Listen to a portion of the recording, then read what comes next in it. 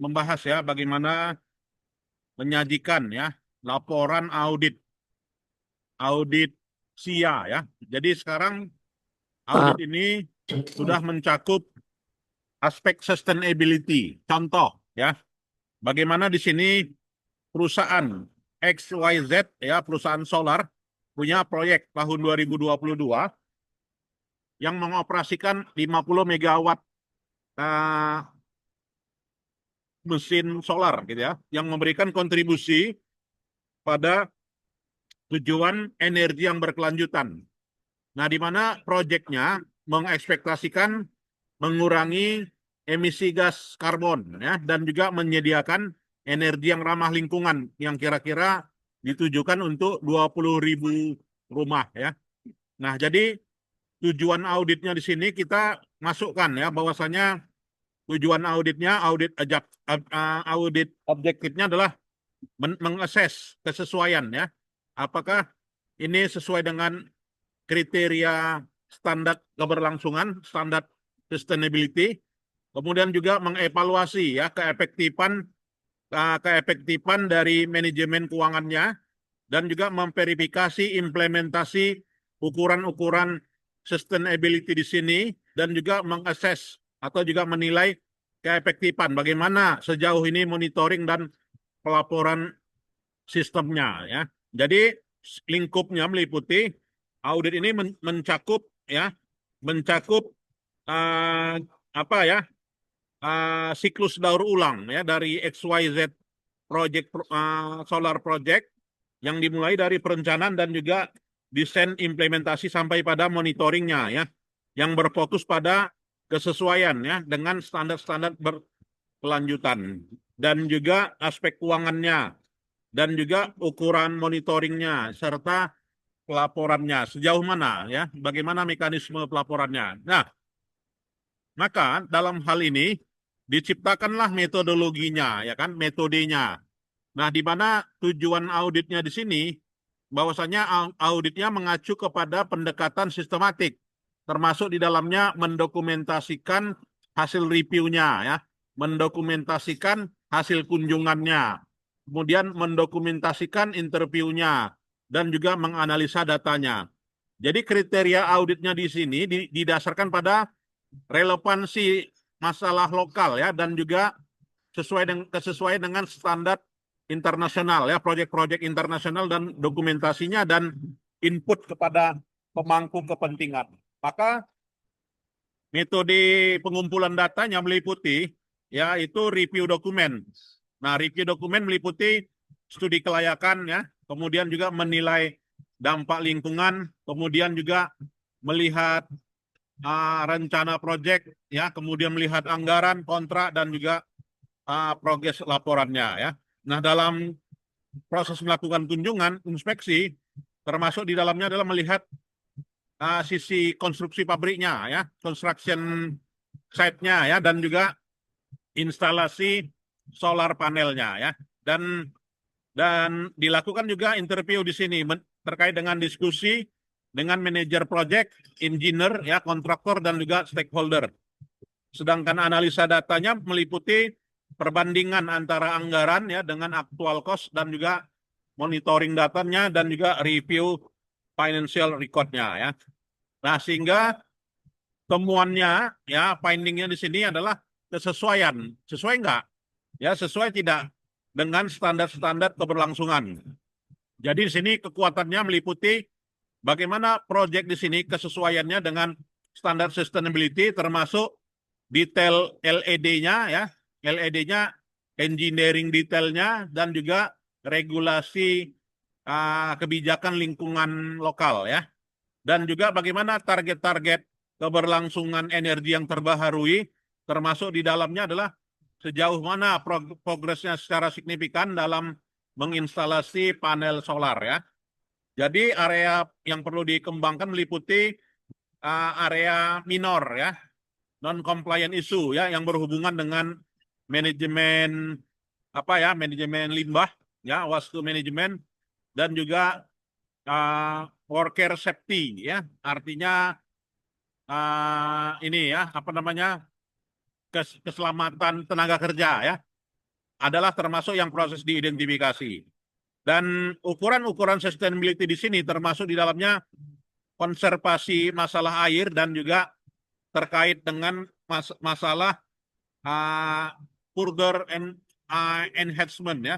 Artinya terkait dengan dampak-dampaknya di masa yang akan datang ya. Nah, sedangkan kekuatannya di sini meliputi ya kuatnya catatan keuangannya ya, termasuk keakuratan dan juga kelengkapannya ya. Dan juga termasuk pengendalian atas budget dan juga bagaimana mekanisme monitoring dan juga secara efektif. Jadi area pengembangannya di sini termasuk adalah melihat secara signifikan antara anggaran dengan biaya aktual ya. Dan termasuk juga perubahan-perubahan beban dan juga perubahan scope project. Nah, sedangkan improvisasi budget forecasting dalam hal ini meliputi sejauh mana contingency planning ya, artinya perencanaan yang akan dilakukan ya, termasuk di dalamnya adalah memanage resiko-resiko keuangan. Nah, dalam ukuran implementasi ukuran sustainability di sini kekuatannya diukur dari ukuran-ukuran sustainability. Nah, apa saja itu? Nah, ukuran-ukuran sustainability meliputi bagaimana keefisienan teknologi ya dalam penggunaan material yang berkelanjutan ya, termasuk implementasinya secara efektif. Dan bagaimana proyek-proyek itu sukses ya mereduce emisi gas karbon, termasuk di dalamnya adalah efisiensi energi. Jadi area-area yang perlu dikembangkan itu adalah manajemen limbah ya. Bagaimana manajemen limbah digunakan dapat meningkatkan ya kesesuaian dengan tujuan berkelanjutan.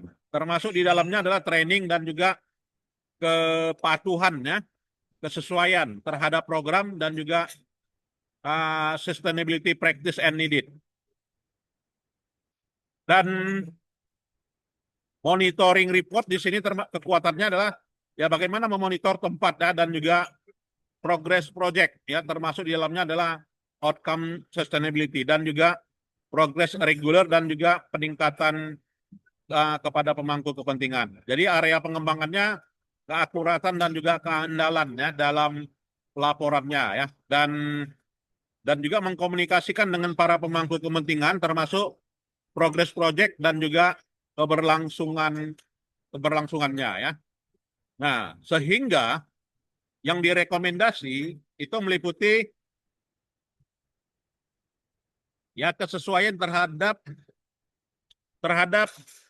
ini ya non compliant isu-isu yang dalam hal ini bukan pada tempatnya ya, termasuk juga implementasi perbaikan tindakan ya untuk mengidentifikasi isu-isu yang dalam hal ini yang mencakup yang bukan kesesuaian yang berhubungan dengan manajemen sisa ya, manajemen limbah ya, termasuk juga masalah ketenaga kerjaan.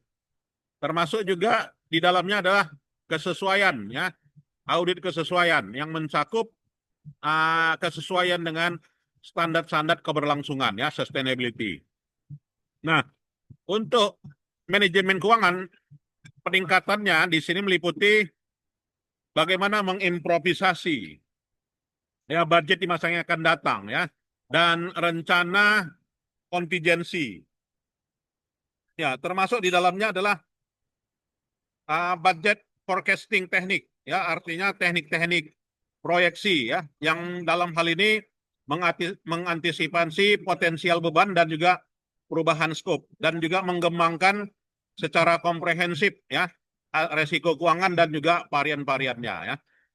Nah, untuk ukuran kesesuaian sustainability di sini termasuk di dalamnya adalah tata kelola manajemen limbah. Nah, jadi tata kelola manajemen limbah ini sekarang sudah jadi kerjaannya auditor gitu ya. Maka mau tidak mau kita di bidang akuntansi gitu ya, ini harus mumpuni ya, harus mengikuti pelatihan ya atau mengikuti apalah ya sertifikasi terkait dengan bagaimana tata kelola manajemen limbah ya. Jadi implementasinya di sini adalah udah dipisahkan atau tidak kebijakan manajemen limbah dan juga program-program daur ulang yang dapat mengurangi mengurangi pencemaran terhadap lahan ya, serta menambahkan ya training-training ya, dan juga program-program yang kepedulian tenaga kerja dan juga praktik-praktik sustainability dan juga manajemen limbah ya. Nah, monitoring dan juga reporting di sini adalah mengimprovisasi dan juga keakuratan dan juga transparansi. Jadi implementasi validasinya di sini termasuk di dalamnya proses verifikasi, keakuratan dan juga keandalan monitoring data ya. Serta mengkomunikasikan kepada pemangku kepentingan ya, dan juga progres transparansi laporannya dan memperbaharui laporannya ya. Nah, sehingga kesimpulannya nantinya di laporan audit itu bahwasanya setelah diaudit proyek XYZ Solar diidentifikasi beberapa kekuatan, termasuk di dalamnya adalah kesesuaian isu-isu standar sustainability utama, kemudian keefektifan implementasinya, dan juga keberlangsungan ukuran dan juga kecukupan monitoring dan juga sistem pelaporannya ya. Nah, bagaimana area-area ini dapat ditingkat dan juga diidentifikasi, maka ada ukuran keuangannya, termasuk dalamnya manajemen limbah dan juga keakuratan data. Dan juga merekomendasikan ya beberapa isu-isu yang berhubungan dengan proyek berkelanjutan dan juga implementasi ya dan rekomendasi XYZ Solar Project dan juga keberlangsungan dan kontribusi positifnya ya terhadap energi yang keterbaruan ya dan juga tujuan dari berkelanjutan itu ya. Nah, sehingga lampiran-lampiran yang harus dilampirkan pada audit reportnya meliputi itu adalah kriteria audit ya. Nah, jadi kriteria auditnya kita mengikuti pada standar ISO bisa ya. Standar ISO 14001 ya. Kemudian standar GRI ya, atau juga LED ya, dan juga beberapa aturan-aturan lokal ya. Lampiran lainnya meliputi dokumen review checklist. Jadi mengecek kesesuaian lingkungan, termasuk di dalamnya adalah audit, termasuk dalamnya adalah studi kelayakan, kemudian dampak lingkungannya dan juga perencanaannya ya. Lampiran C, mana bukti-bukti kunjungan lapangan ya. Site visit observation.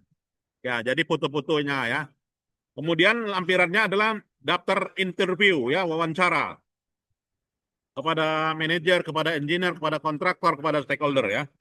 Kemudian juga analisa varian ya. Financial varian analysis, termasuk di dalamnya adalah menganalisa secara detail ya anggaran aktual, termasuk di dalamnya tabel-tabel secara signifikan antara varian dengan timbulnya varian itu yang menyebabkan biaya ya. Dan lampiran satunya kalau kita lihat kesesuaiannya di sini dengan audit kriteria and standar ya, maka di sini kesesuaiannya dengan standar keberlangsungan. Nah, standar keberlangsungan apa itu? LLED ya, standar LLED meliputi sejauh mana efisiensi energi ya, kecukupannya ya. Kemudian kesesuaiannya, compliant, termasuk di dalamnya solar panel dan juga LED energi efisiensi kriteria. Kemudian kesesuaian dengan aturan lingkungan lokal ya, pemerintah daerah, termasuk di dalamnya manajemen limbahnya, kemudian juga kesesuaiannya, dan juga standar ISO-nya meliputi manajemen manajemen lingkungan, sistem manajemen lingkungannya ya. Sejauh mana kesesuaian dari IMS ditempatkan dan juga perbaikan-perbaikan yang diperlukannya ya.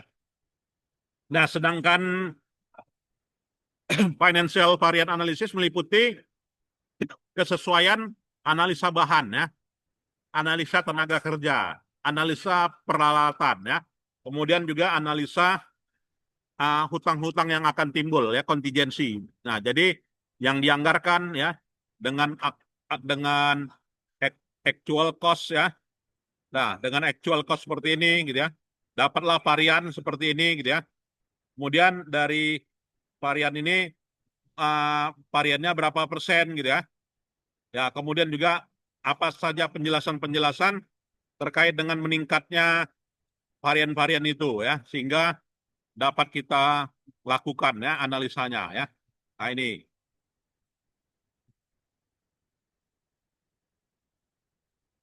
Dan implementasi ukuran keberlanjutan yang meliputi apa ya, energy efficiency lighting ya, termasuk instalasi penerangan ya, yang mencakup fasilitas penerangannya, implementasi lapangannya bagaimana ya, dan juga kesuksesan implementasi. Kemudian manajemen limbah, kemudian konservasi terhadap air, ya, kemudian juga bagaimana energi yang terbaharui ya. Kemudian dalam pelaporannya meliputi laporan konsumsi energi, laporan limbah, laporan penggunaan air, dan juga progres-progres pelaporan lainnya. Nah, di sini kita ukur yaitu ukuran keefektifannya ya. Jadi keefektifan dari penyajian data ya, kemudian juga hal-hal yang perlu diperbaiki, kemudian keakuratan data dan juga kecukupan terkait dengan data. Dan di sini tanggapan dari auditor, yaitu kita sendiri ya sebagai auditor. Nah, itu ya. Ya, mungkin ada yang mau kita diskusikan, silakan.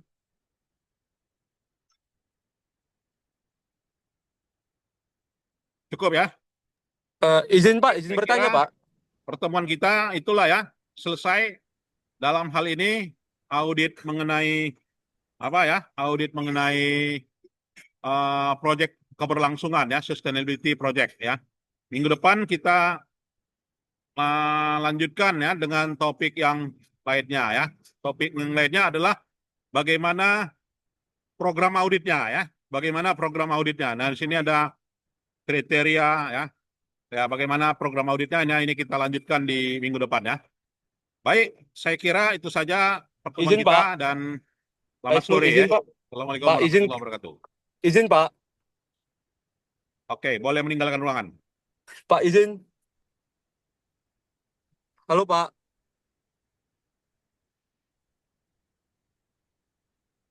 Ya, silakan. Izin Pak. Izin Pak, izin. Boleh meninggalkan ruangan ya. Terima kasih. Halo Pak, suara saya kedengaran jelas nggak Pak? Saya takut jaringan saya kurang stabil.